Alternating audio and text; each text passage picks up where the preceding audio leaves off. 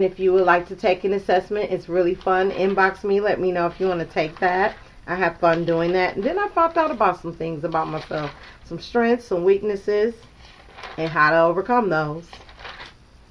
And strengthen the weakened ones and keep on working on the other ones. I'm looking for, let's see. Am I here? Looks like it. I'm getting close.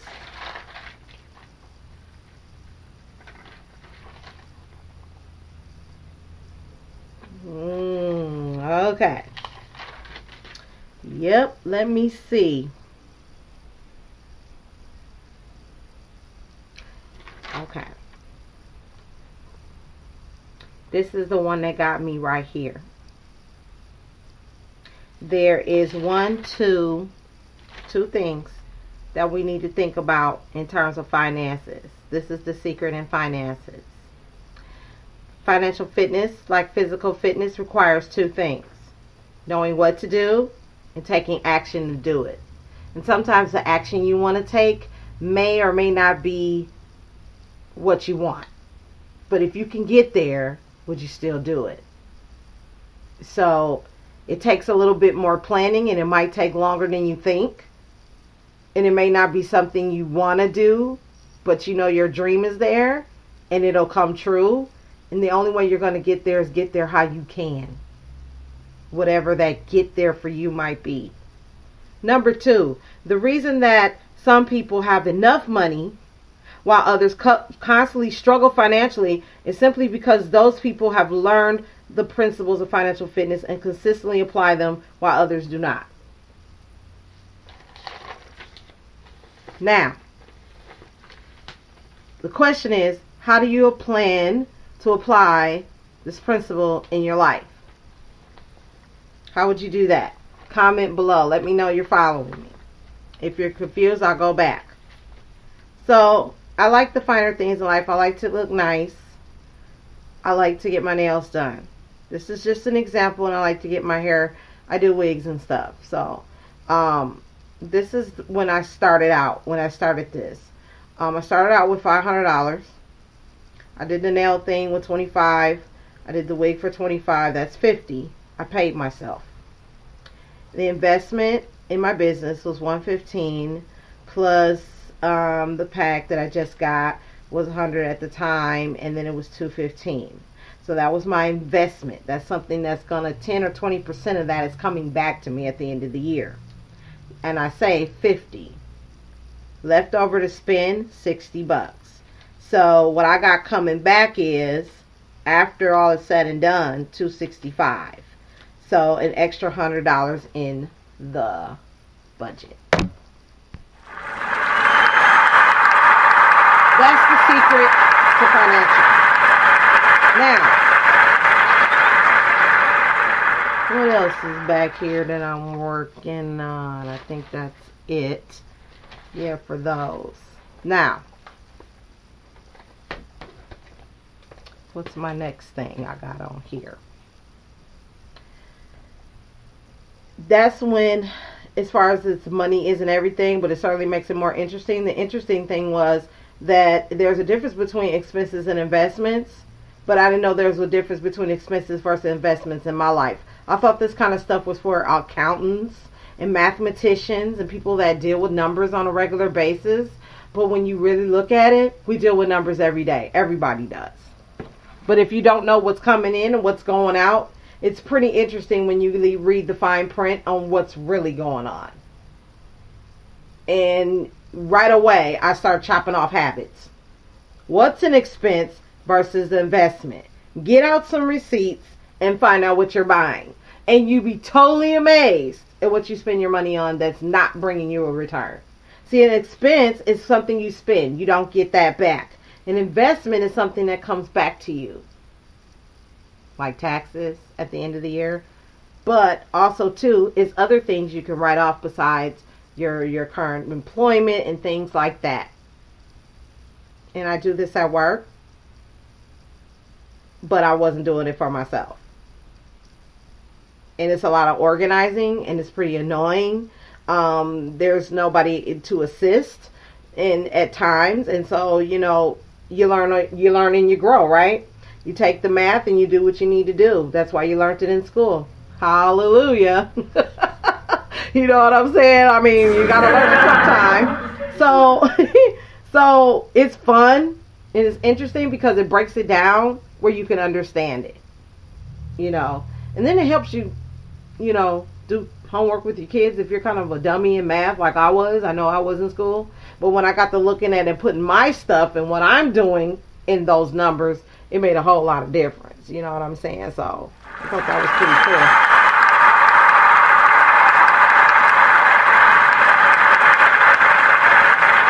I got some shout outs though.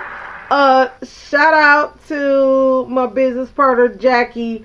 I appreciate those promo videos. People are loving it. Instagram's loving it. Facebook is loving it. YouTube is loving it. I don't think I posted on YouTube yet, but I will get to that as soon as I get my new equipment here situated and get to learn this doggone thing. Because like I said, I'm not good with technology, but I can get good at technology. That's the thing.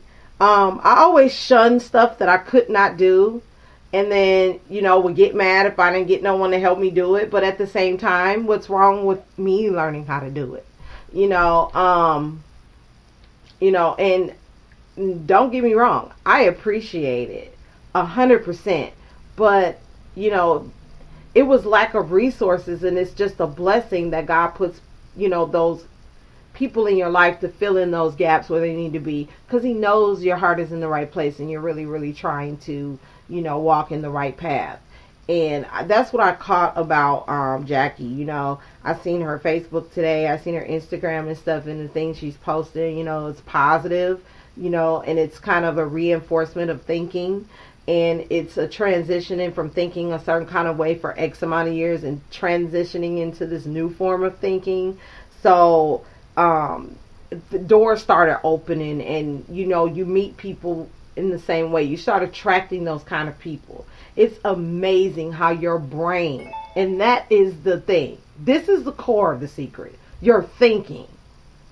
Thinking rewards you either consequently negatively or consequently positively. And I'm really fighting to get on this other side. So opportunities are not random. They're really not. They're there because your thinking got you there. And that you made a choice to think in the right place. And you'll know you're in the right place because things will start working for you. And that's what I realized here. I was just talking to, Psycho today. And, everything's got to be organized. I think that's our biggest thing. If we could get, organized and start a calendar and stuff, because we're not going to remember everything. So it's good to jot down stuff. That's why my office is so full of notebooks and pads and little pocketbooks and stuff. Keep that stuff with you, because when ideas get to flowing, I know me, because I'm a songwriter, and, I probably have a song pop up in my head like, okay, let me write this down, because if I don't, I'm going to forget. And then I'm going to be like, it's going to be a thought gone. And then I'm going to have to wait for it to come back around. It may or may not come back around. So, I appreciate you too. First business partners, I didn't look at it this way, but the more that I'm learning, how to be an entrepreneur, becoming a better entrepreneur, it's like you look at things and people a whole different way. When you choose to think differently and just open your mind up to something different. And it's different. And that's what I love about this whole thing. So, the resource is basically this. You want to learn a little more about, that secret, that thing, more detail. You can check that out on Forbes magazine. You can check Forbes out online on the internet. You know what I'm saying? Wherever you check it out at. And it says, what's the secret to success? Ingratiate yourself with people of great wealth. And I think if people think wealthy, they'll be wealthy. If they think rich, they'll get rich. If they work and if they put the determination, whether they're tired or not, because Some days I come in here and I be so exhausted. I've had a long morning. I'm a mom at the end of the day. Still got to keep the house up and still run a business and still, do things. And, some people will say, well, you're adding too much responsibility. You're doing too much. You're going to stress yourself out. There goes that thinking again. If that's what I'm thinking, then basically that's what's going to happen. So be careful who surrounds you when you're talking about your issues and things that you're dealing with. Maybe it's good to talk to somebody that got problem solving skills, that can say, well, okay, if that's, that's awesome. What else is going on? People got to put on themselves what they can handle, because it does get a little bit too much sometimes, and you have to back the bus up and really get organized. So that's the biggest thing here. My secret to success is getting organized. Start writing stuff down. Make appointments. Put them in your calendar. You want to make sure that you make everybody feel that they're important. Just like if you made an appointment with somebody, you wouldn't want nobody to stand you up because you forgot to put it in the calendar. That's not professional. Not to me. You may agree or disagree. But I'm just saying, those are the small little things can push us off in so many ways. And that's all I'm saying. As humbly as I can. The little small things that we forget to do, like put an appointment on a calendar, mark a calendar when a goal is done. Check something off on your checklist. Bring in the shopping list. Those things matter, especially when you got a lot on your plate. You can't remember every single thing that you got to do. So it's good to keep something in front of you. Another secret that helped me was, my favorite poem was Attitude. And I read it every day. I look at it when I get frustrated. I look at it just to start my day. I look at it and look at my life in terms of like giving myself a critique. Like, was my attitude this way? Was I really going by what it says? And what it says is, the longer I live, the more I realize the impact of attitude on life. Attitude to me is more important than facts. It is more important than the past, than education, than money, than circumstances, than failures, than successes, than what other people think or say or do. It is more important than appearance, giftedness, or skill. It will make or break a company, a church, a home. The remarkable thing is, we will embrace for that day. We cannot change our past. We cannot change the fact that people will act in a certain way. We cannot change the inevitable. The only thing we can do is play on the one string we have, and that is our attitude. And I am convinced that life is 10% what happens to me and 90% how I react to it. And so it is with you. We are in charge of our attitudes. That's the secret, man. Attitude, it's all about attitude. I mean, I'm telling you, sometimes I don't want to do this every day. But, the Lord is leading me to do it every single day. Because you never know who's listening, who's tuning in, who might want to speak out, who might want to be a guest on the show and really make an impact. It's important to stay focused. It's important to keep this right attitude and really master it, And I know it gets hard sometimes, and I know that things may not go the way you want it to go, but I'm determined. Because when I got into entrepreneurship, I tried to do whatever I could do, to get as much knowledge, to get to as many workshops. It's difficult when people don't want to work with you, but you got to find another way. And I kept finding ways, and I kept finding ways. I couldn't even get people on the phone. People hanging up, just like when I was knocking on doors slamming in my face. Slam, slam, slam, slam. And it gets frustrated and all of that. But when you take that attitude piece and say that it's more important. It's more important. My attitude is more important. Because I'm not going to hear no forever. Doors are not going to slam forever. You just got to keep thinking that it's going to come. It's going to come. Having hope. Even though everything around you is chaotic, just having the hope is the spark.